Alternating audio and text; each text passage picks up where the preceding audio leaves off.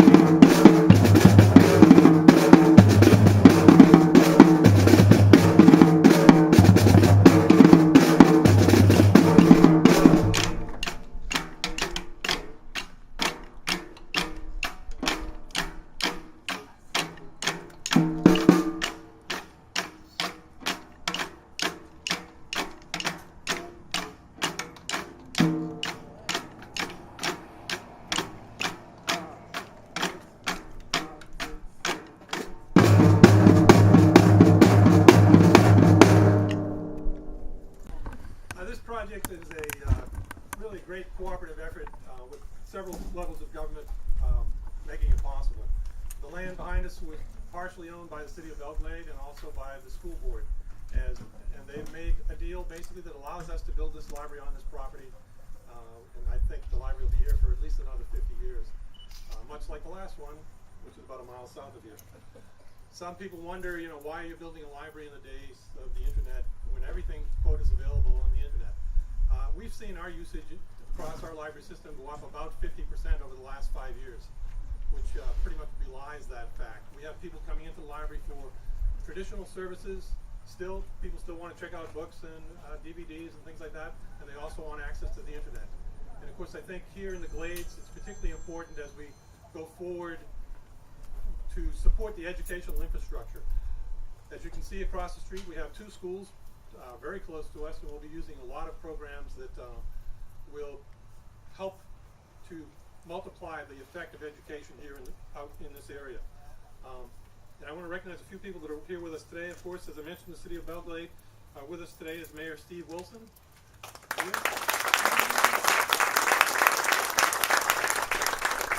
Councilman William Greer.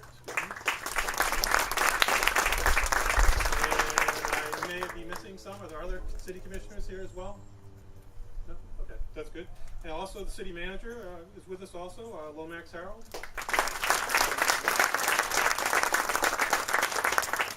And from the Lakeshore Middle School, our principal, Vivian Green.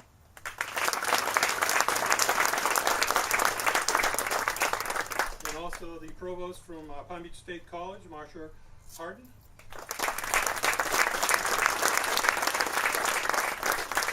Also from Congressman Elsie Hastings' office, we have Dan Lippman.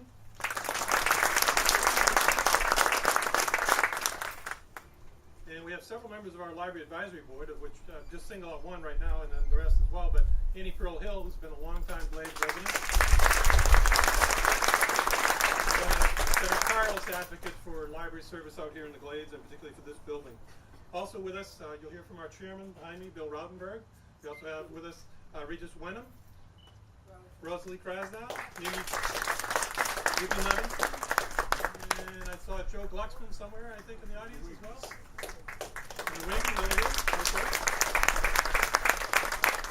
And and our Library Advisory Board are all volunteers, of course, who promote library service throughout the county.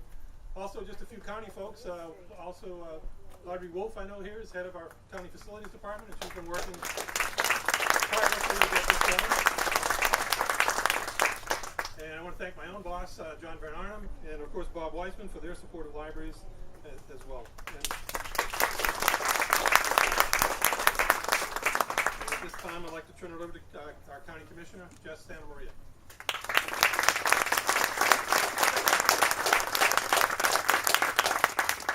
Thank you, John. Another great event in the Glades. You know, I love these events. I'm getting spoiled because it seems to me that it's every 3 to 6 months there's something good happening to the Glades, and we got to keep that going from here on. Because if there's a 6-month period that passes by without a good event like this one, you know, I'll be very disappointed. By Mayor Wilson, you and I must have connections upstairs, because in all of these events the sun is always shining. So there's got to be a reason why we always have bright, sunny, not so warm days whenever we have these special events. You know, we have just about the best of everything that exists in the East. We have here in the West. You know, there's the water plant, the hospitals, the schools, and now the libraries. Now, this library we're going to be seeing within 12 months or so. Yes. Within a year, it's going to be second to none, and it's a fantastic location, as I guess we all know. I mean, it's right across the street from two schools. And a third school, not a few blocks away. I hope that those adults here and the teachers and administrators of each of those schools, you know, really realize what jewel they have here in this library, and make sure that the students take advantage of this facility. It's going to be such a great facility, and I'm sure John will follow after me and explain why this is a modern library, again second to none, that's going to be the biggest asset. As we all know, education is so important for our youth, and this goes hand in hand with education, this library. And what we want is our youngsters to really benefit from this facility, but it's up to us adults to motivate them. Of course, it's all right for the retirees to use the facility as well. I wish when I was growing up, I had something like this next to my school, because I didn't have anything that closely resembles what our children will be having right here in our backyard. So what I'm hoping is that everybody realizes, you know, the importance of this library to the children, to our children, and their futures. I'd like to see them spend 2, 3, 4 hours after school and spend it here instead of just hanging out. Of course, now and then they can play ball in the ball fields as well. We don't want them to forget sports, but I hope they put at least as much time and effort in taking advantage of this facility. So again, we have a great thing. We're looking forward to many other great things to come in the Glades. Of course, one thing we've been asking for, and we're going to keep on trying, of course, the next thing that we want to persevere and look forward to is a major big employer for our community. You know, we have almost everything except a few large employers. Obviously, the two, 3 sugar companies that we have are good, but not enough. Not enough to take care of the adults and the kids getting out of school for work. So that's our next major objective, is to find a few large employers that will cut our 40% unemployment to maybe 5%. That's what our objective should be. Again, thank you all who are here today. Keep in mind any children that you are in contact with, let them know the importance of spending time here in this great library that's going to be available within the next 12 months. John, why don't you come in now and explain to them what we're going to see within 12 months.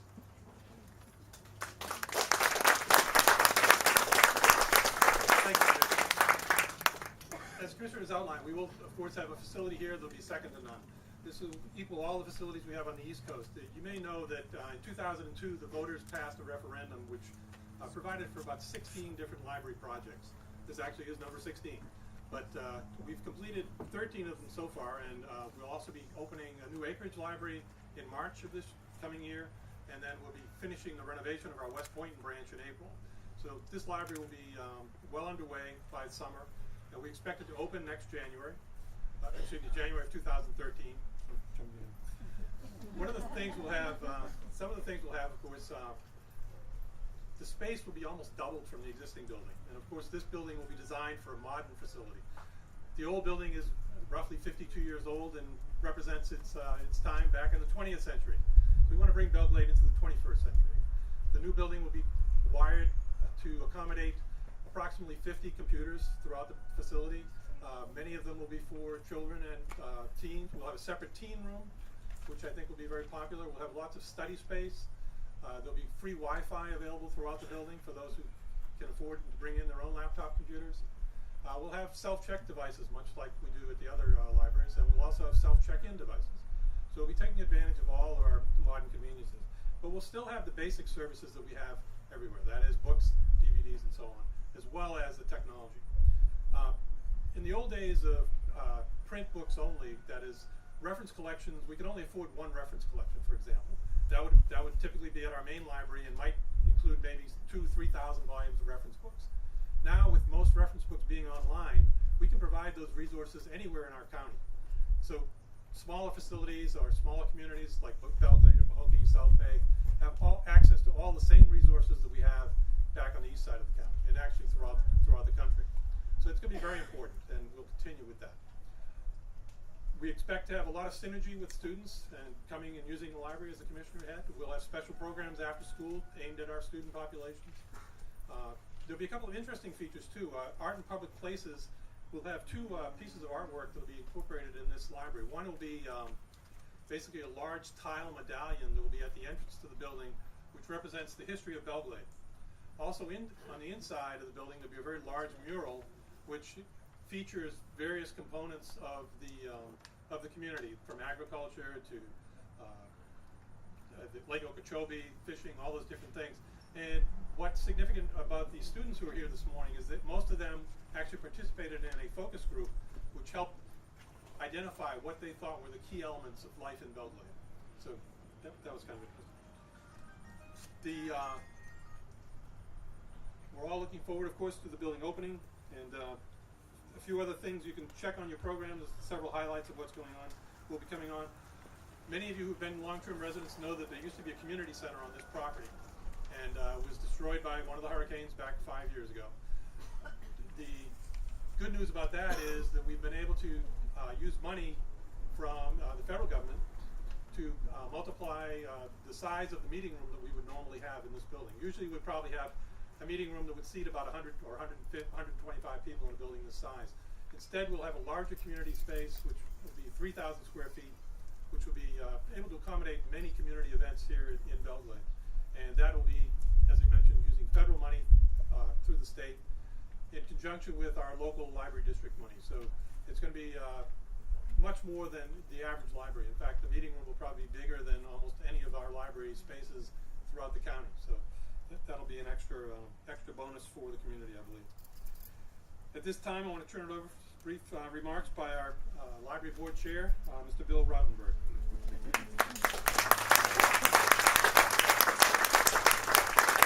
Rest assured, very few. I'm Bill Rottenberg, Chairman of the Palm Beach County Library Advisory Board, and I'm here to welcome you to this very important occasion. I must comment that never at a groundbreaking have we had this kind of an attendance, and I congratulate all of you for recognizing what this means. I am here not so much to represent the board, but to pay honor to one of our members, because I believe that Annie Pearl deserves your love and your praise for the tremendous effort that she has made over the years to bring this about.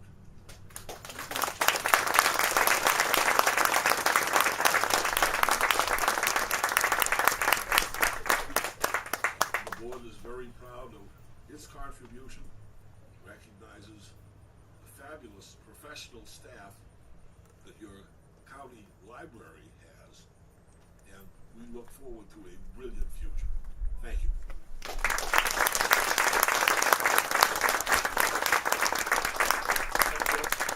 Before we get to the dirt moving, we have one more presentation from one of our students, JC. Who's JC?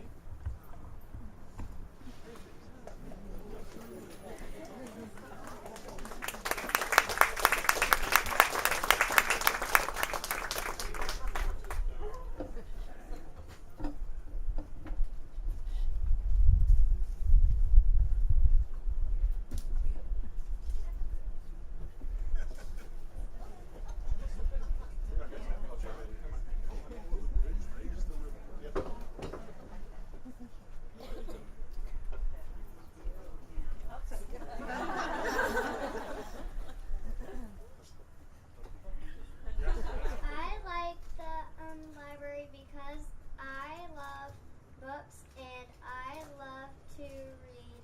I also like story time and the crafts they do. I can't wait for the new library to open.